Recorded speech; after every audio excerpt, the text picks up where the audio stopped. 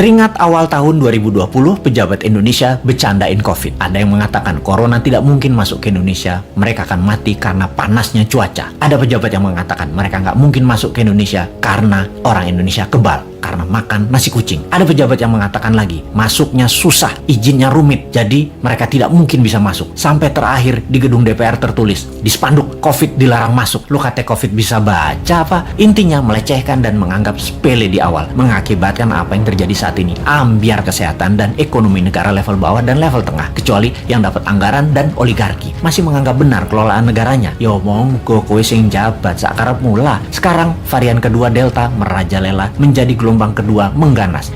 Mulai disalahkan rakyatnya nggak kuat sama PPKM. PPKM aja mengeluh, apalagi di lockdown. Nah, kok ngene sih sampean bernegaranya, Cak? Kok nuduh rakyat? Bentar, jangan-jangan kalau di lockdown 100% dengan darurat militer plus dikasih cuan selama 14 hari langsung reda COVID-nya ketimbang di PPKM kan, dimana 80% manusia masih pada ngider bingung sih tepatnya. COVID jadi tetap merajalela karena ikut bergerak juga mengikuti cangkangnya. Sudahlah, pokoknya nggak ada lockdown, adanya PSBB, lalu PPKM, lalu nanti muncul singkatan baru dan apalagi strateginya, ya terserah. Lalu sibuk vaksin sana sini, tahu-tahu ada strain mutasi baru, Lambda, jreng, kaget lagi. Dimana Lambda ini katanya anti vaksin, kebal vaksin. Apa sih sebenarnya yang terjadi? Vaksin sama virus kok pinter-pinteran begini, sakti-saktian, punya jurus di atas jurus. Karena bernegaranya punya gaya sendiri, nggak mau dengar ilmu selain ilmu orang di sekitar istana, maka ya nggak apa-apa kita nggak dianggap, walaupun kita selalu memberi solusi melalui sosmed. Kita ingatkan versi lain, pernah kita berikan solusi pakai gelang hijau, fokus di daerah hijau, dan pakai darurat militer, nggak digubris. Memang sih sudah pasti ide kita dilepeh, yowis rapopo. Kalau buat simulasi alternatif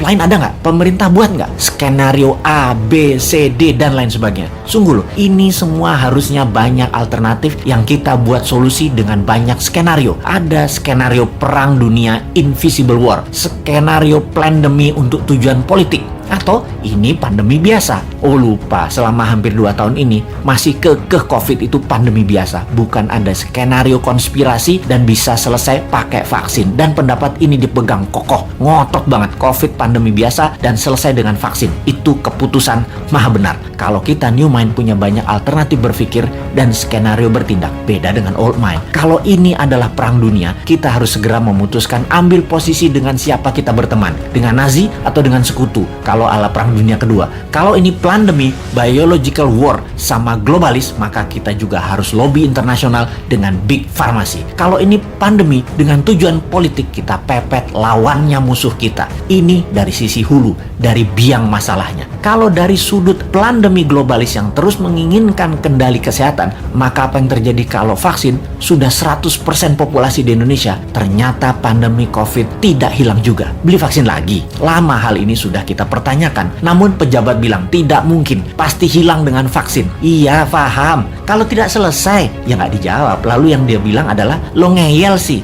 Oke, kalau new mind bagaimana? Punya skenario lah kalau new mind. Skenario kalau COVID tidak bisa selesai oleh vaksin. Cara berhitungnya sederhana. Kalau terpapar 20.000 per hari, maka sebulan 600.000, setahun 7 jutaan. Saat ini 3,5 jutaan, alias total sampai akhir tahun 2022 bisa mencapai 15 jutaan. Dan ini baru memapar 5-10% populasi. Dimana kalau ternyata vaksin tidak menyelesaikan penyebaran COVID, maka 7 tahun COVID baru hilang dari bumi Nusantara. Karena untuk herd imunitas harus 70% tercapai. New Mind agar tidak bertele-tele solusi kesehatannya, ditambah memfokuskan solusi COVID adalah pakai imunoterapi, imunomodulator, stem cell, dendritic cell, multivitamin booster, dan sejenisnya. Selain vaksin yang ada, pakai printing money modalnya supaya stok siap di akhir tahun 2021 ini. Kita tambah skenario, apa yang terjadi kalau setiap 3 bulan varian baru dimunculkan. Lambda yang terbaru misalnya, ini sudah diluncurkan dan sudah terdeteksi di 26 negara, sudah terpapar. Malaysia tuh masih 0 kasus, tapi sudah panik sejak bulan lalu dan mulai membuat persiapan macam-macam dilakukan. Karena yang Lambda ini kebal terhadap vaksin. Imunitas tubuh manusia yang bisa menyelamatkan diri sendiri